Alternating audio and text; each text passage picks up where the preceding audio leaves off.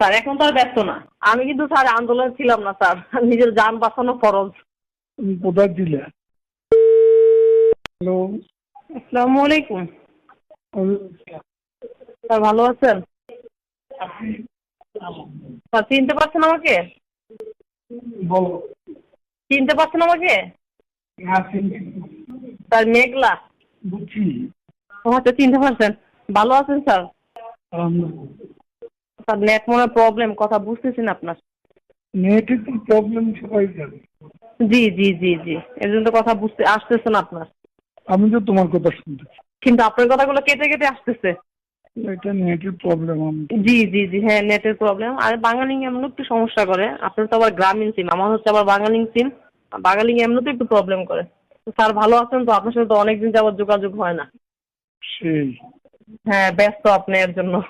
আবার আপনাকে হোয়াটসঅ্যাপে কল দিছিলাম, যখন হোয়াটসঅ্যাপ ছিল আপনি রিসিভ করেন নাই, তো ভাবলাম ব্যস্ত। এখন ঠিক আছে। স্যার এখন ব্যস্ততা কাটছে আপনার? কিন্তু স্যার এখন তো আমি কিন্তু স্যার আন্দোলনে ছিলাম না স্যার। নিজের যান বাঁচানো ফরজ। তুমি কোথায় ছিলে?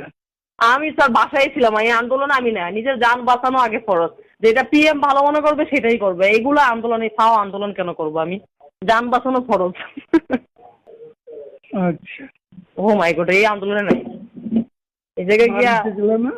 হ্যাঁ হ্যাঁ, আমি বাসায় ছিলাম বা বল টাইম। আমি বাসা থেকে বেরও হই নাই। বাড়িতে যাও নাই? হ্যাঁ। দেশের বাড়িতে যাও নাই? জি। ও দেশের বাড়িতে যাও নাই? ও কাশপুরে। হুম। হ্যাঁ দেশের বাড়ি থেকে 2-3 দিন ছিলাম, এর ভিতরে তো কারফিউ। 2-3 দিন ছিলাম। কাজ করতে খুব কঠিন। না এটা ঠিক আছে, তারপরও বল মানে পোলাপাইন কখন কি করে ফেলে তো বলা যায় না। আবার দেখা গেছে অনেক সময় বহিরাগতরা অনেক কিছু করে ফেলে। এই 3 দিন ছিলাম, 3 দিন পরে আবার আইসা পড়ছি। এর ভিতরে আপনাকে ফোন দিচ্ছি, আপনি রিসিভ করেন নাই। তো ভাবলাম না, আপনি খুবই। ফোন তো এখন তো আর এখন তো আবার লাগে হোয়াটসঅ্যাপ করো নেই। না। এখন তো আবার হোয়াটসঅ্যাপ নেই। হ্যাঁ, এর এটা জন্য তো একটা ফোন দিতে প্রবলেম। পারি। এখন এর জন্য আপনাকে আবার দেখলাম আপনার ইমুও নাই। ইমন করে।